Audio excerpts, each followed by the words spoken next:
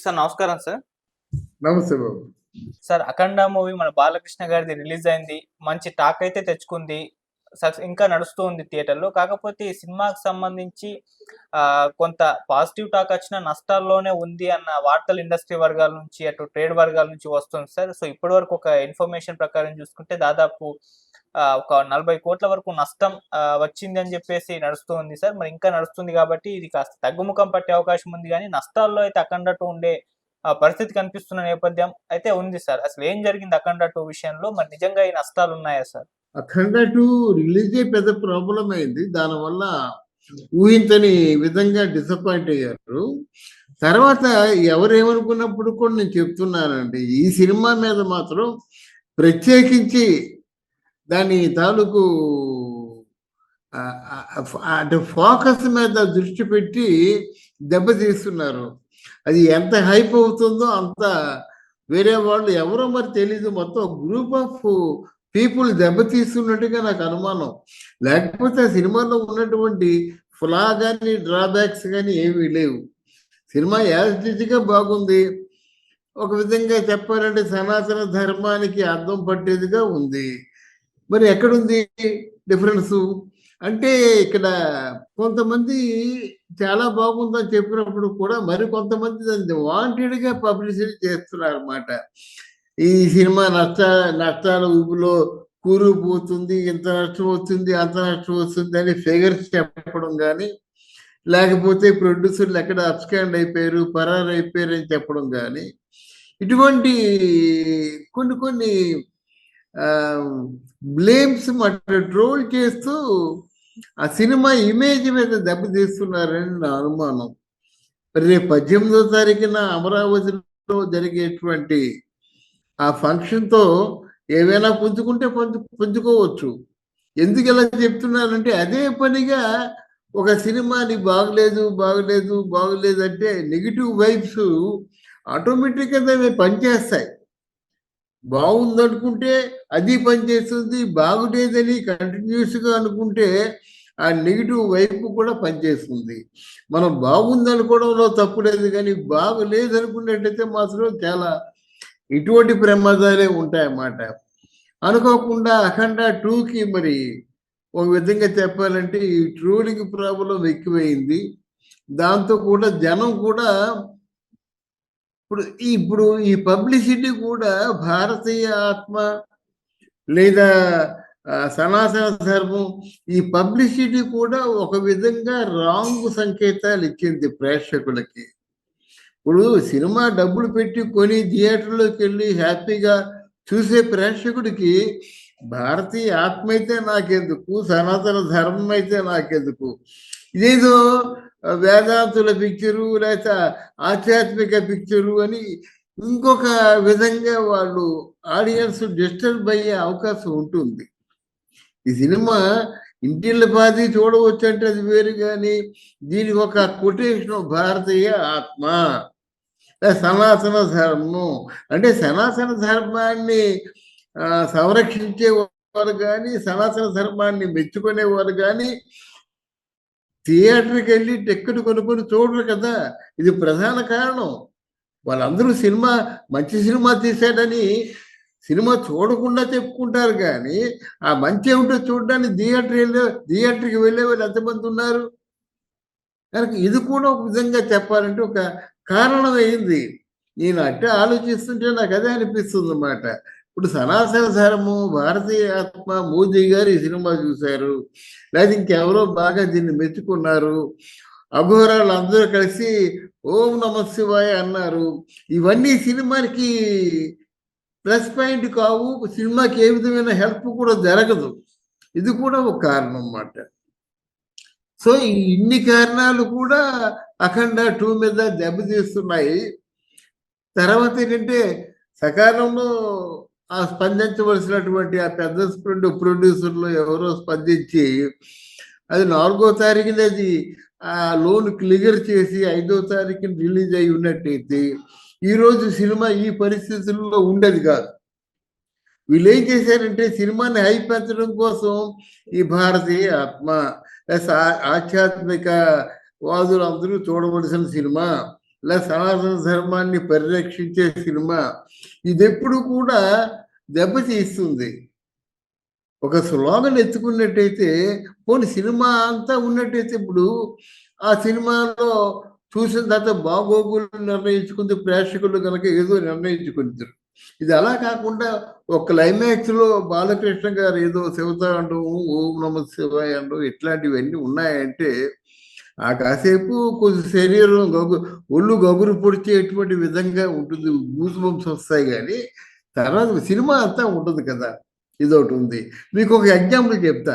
సుబ్బరామరెడ్డి గారు ఆది శంకరాచార్య అనే సినిమా తీశారు. సర్వదమన్ బెనర్జీ యాక్ట్ చేశాడు. ఇప్పుడు సిరివెనర్లో యాక్ట్ చేసిన తర్వాత చాలా బాగున్నాడు, ఆది శంకరాచార్యగా చాలా బాగుంటాడని చెప్పి తీసిన సినిమా అది. ఆ సినిమా ఆడలేదే, సినిమాని ఎవరు చూడలేదే. మరి ఆది శంకరాచార్య కంటే మనకి ఇంకా సనాతన ధర్మాన్ని సంరక్షించేది ఆయనే కదా, నారు నీరు పూసి పెంచింది ఆయనే కదా. మరి అటువంటి ఆయన తాలూ సినిమానే చూడలేదంటే అంటే ఈ సనాతన ధర్మాలు కానీ ఈ స్లోగన్స్ అంతగా పనిచేయవు. అయితే దానికి అవార్డు వచ్చింది, ఆ సినిమాకి అవార్డు వచ్చింది ఆది శంకరాచార్యకి. అలాగే ఇది మిస్ఫైర్ అయిందేమో అని ఇప్పుడు నాకు అర్థం అవుతుంది అన్నమాట. సినిమాని మీరు చూడండి, ఎంజాయ్ చేయండి, బాగుంటే 10 మంది చెప్పండి, బాగాలేదు ఊరుకోండి అని చెప్పామనుకోండి ఖచ్చితంగా చూస్తారు. ఇది అలా కాకుండా సనాతన ధర్మాన్ని పరిరక్షించే సినిమా, భారతీయ ఆత్మ ఇట్లాంటి స్లోగన్స్ కూడా కొంతవరకు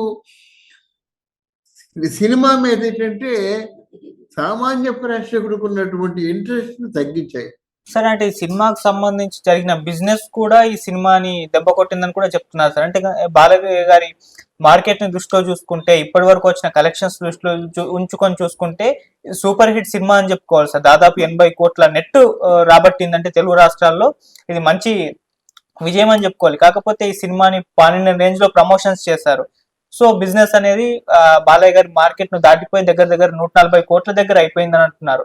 సో 2 తెలుగు రాష్ట్రాల్లో అంతవరకు రావడం కష్టం. నార్త్ లో అయితే పెద్దగా ప్రమోషన్స్ చేయలేదు, అక్కడ వసూలు కూడా రావట్లేదు. సో అదే దెబ్బ కొట్టిందా, మార్కెట్ పెరిగిపోవడమే ఈ సినిమాకి భారీ నష్టం అని కూడా చెప్తున్నారు. అంటే బాలయ్య గారి మార్కెట్ దృష్టిలో ఉంచుకుంటే మంచి కలెక్షన్స్ రాబట్టే డాకు మహారాజ్ కంటే ఎక్కువ కలెక్షన్స్ రాబట్టింది. అంటే డాకు మహారాజు పెద్ద నా దృష్టిలో పెద్ద రోరింగ్ రెస్పాన్స్ ఏమి రాలేదండి. సినిమా నిలబడింది తప్ప దానికి పెద్ద ఈ సింహ లెజెండ్ వీటితో పోల్చినట్టయితే ఇట్ ఇస్ నథింగ్.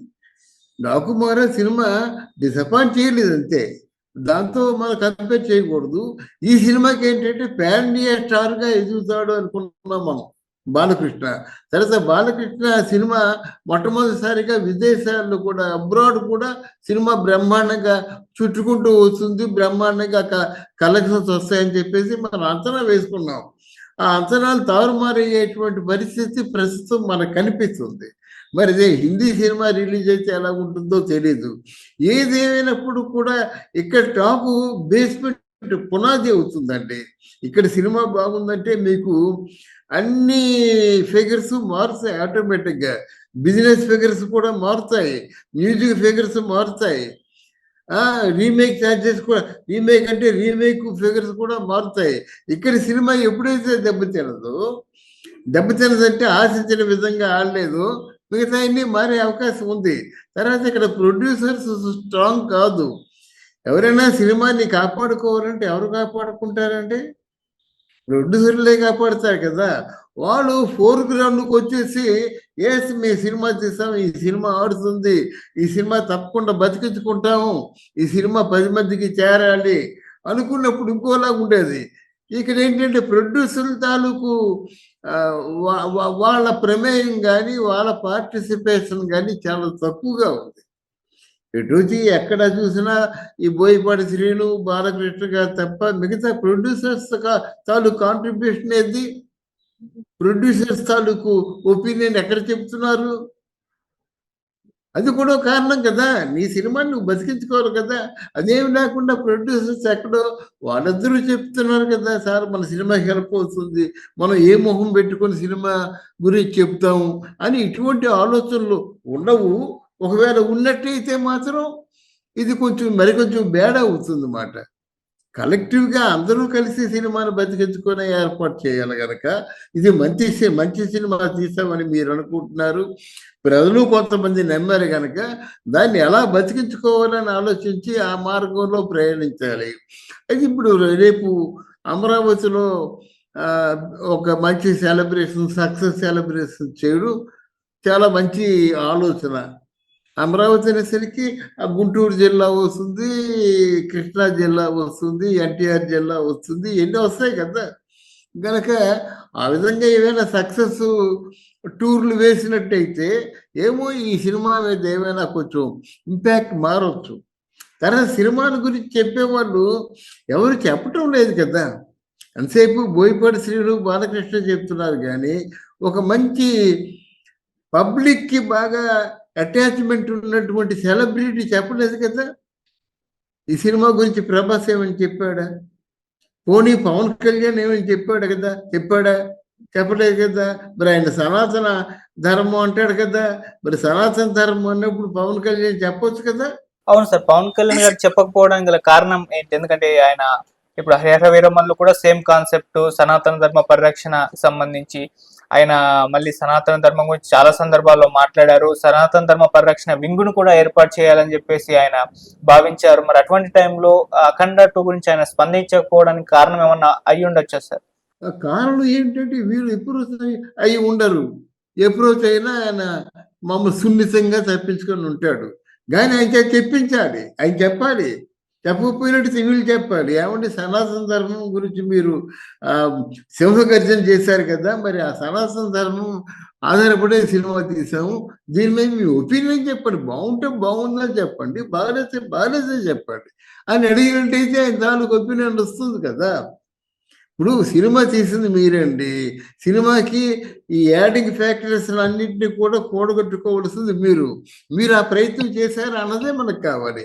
ఇక్కడ ఈగో పోయినట్టయితే ఒక మంచి సినిమా కిల్ చేసిన వాళ్ళు అవుతాం. ఈగోలు పోకూడదు. ఆ సినిమాకి కొంచెం సపోర్టివ్గా ఇటువంటి టాప్ సెలబ్రిటీస్ తాలూకు ఒపీనియన్ ఉన్నట్టయితే కొంత మారే అవకాశం ఉంది. కనీసం జనసేన పీపుల్ కానీ పవన్ కళ్యాణ్ ఫ్యాన్స్ కానీ సినిమా చూసే అవకాశం ఉంటుంది. ప్రభాస్ చెప్పొచ్చు కదా, అన్ని సినిమాలు చెప్తాడు కదా, ఈ సినిమా చెప్పొచ్చు కదా. అంతెందుకండి, చిరంజీవి గారు చెప్పొచ్చు కదండి, మీ ఇద్దరు సోదరులు అంటారు, బాయి అంటారు, మరి ఆయన మాట చెప్పొచ్చు కదా.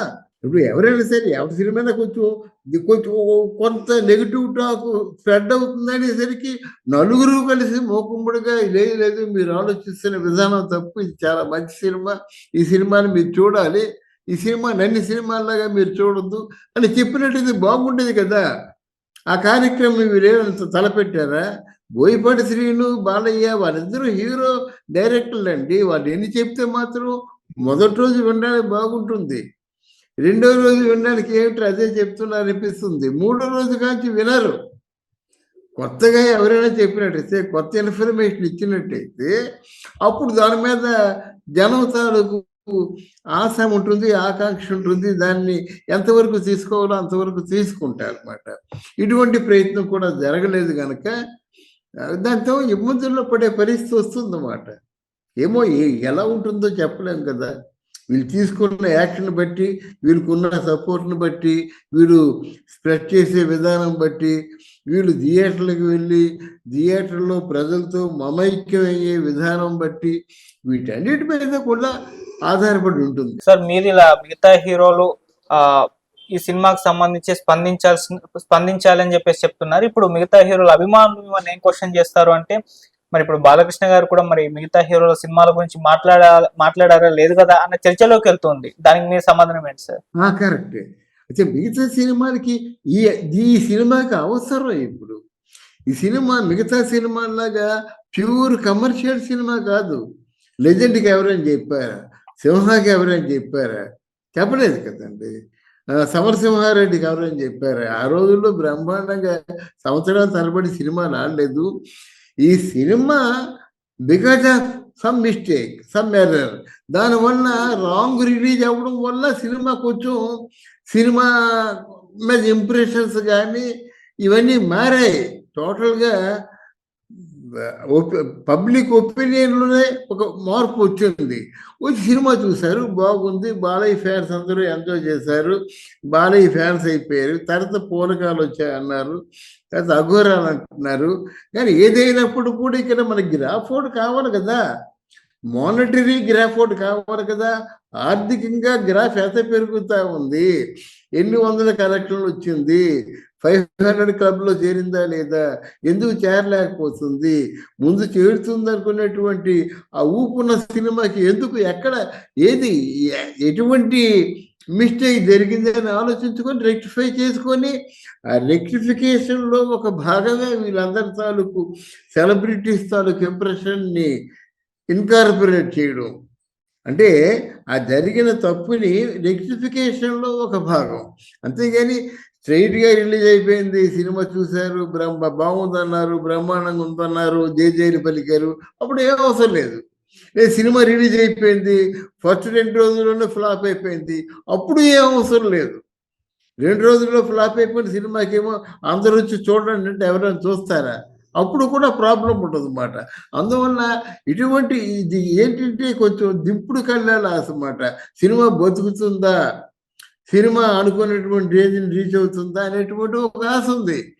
లేదురా, ఇంతవరకు చూసరికి ఎలక్షన్స్ ప్రకారంగా ఎప్పుడో 200 కోట్లు దాటిపోవాలి కదా అనేటువంటి ఆశ కూడా ఉంది మాట.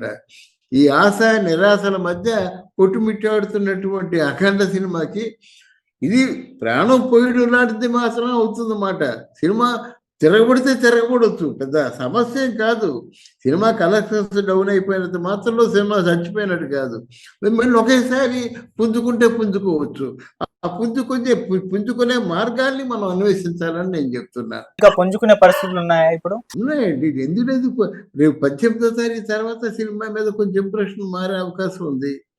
అలాగే మిగతా సెలబ్రిటీస్ కూడా దీన్ని ఫోకస్ చేసినట్టయితే, దానికి కొంచెం హైప్ని ఇంకా ఇంక్రీజ్ చేసినట్టయితే సినిమాలో కలెక్షన్స్ కానీ, సినిమా చూసేవారి సంఖ్య కానీ మారుతుంది, డెఫినెట్గా మారుతుంది. అంతేగాని అఘోరాలు చెప్పడం లేకపోతే ఇంకెవరో చెప్పినట్టయితే అది కాదు. వాళ్ళు ఎలాగా అక్కడ శివలింగం ఉంటే చాలు తాండవం చేస్తారు వాళ్ళు. శివలింగాన్ని చూస్తే పూనకాలు వచ్చేస్తాయి వారికి. వాళ్ళు చెప్పింది ఏముంది, అది కాదు. కాకుండా సినిమా చూసిన తర్వాత సినిమా అంటే రెగ్యులర్గా సినిమా చూసే ప్రేక్షకుడికి ఇది ఒక మంచి చేంజ్, ఇది ఒక మంచి సినిమా అనుకున్నట్టయితే ఆ సినిమా బతుకుతుందంటే వాళ్ళు ఆశించిన మేరకు కలెక్షన్స్తో ప్రొడ్యూసర్ బతుకుతాడు, సినిమా బతుకుతుంది, ఆశించిన మేరకు కలెక్షన్స్ వస్తాయి అన్నమాట. అయితే ఒకటి ఇక్కడ పాన్ ఇండియా సినిమా లేకపోతే ఇంకేదో సినిమా అనుకోవడానికి అవకాశాలు పోయినాయి. ఇప్పుడు దీన్ని పాన్ ఇండియా సినిమాగా రూపాంతరం చెందే అవకాశాలు పోయినాయి అన్నమాట. ఎందుకంటే రోజుకి దీనికి వచ్చేటటువంటి టాకు ఫస్ట్లో ట్రోలింగ్ అనుకున్నప్పుడు కూడా తర్వాత గ్రాడ్యువల్గా చూసినట్టయితే ఈ ఫిగర్స్ ఇవన్నీ చూసిన తర్వాత పోనీ ఎవరో 40 కోట్ల వరకు నష్టం వాటిల్తుందని చెప్పారు. ఇమ్మీడియట్గా తెలివైన ప్రొడ్యూసర్ ఏం చేస్తారు, వెంటనే అంటారు, ఎవరు చెప్పాడు మీకు 40 కోట్లు లాస్ అని చెప్పేసి, మాకు ఎప్పటికి వచ్చినటువంటి కలెక్షన్ ఇది అని వెంటనే ఖండించినట్టయితే అది ఉండదు. వీళ్ళు ప్రొడ్యూసర్లు నోరెత్తకట్ట ఉన్నట్టయితే అది ఉంటుంది. దాన్ని ఖండించాలి కదా. అసలు ఏ ప్రయత్నం కూడా చేయకుండా ప్రొడ్యూసర్లు ఇద్దరు ఎవరో మా కూర్చొని ఈ సినిమాతో మా సంబంధం లేదనుకోవడం కూడా పెద్ద పొరపాటు జరిగింది ఇక్కడ. Okay sir, thank you so much sir. నమస్తే.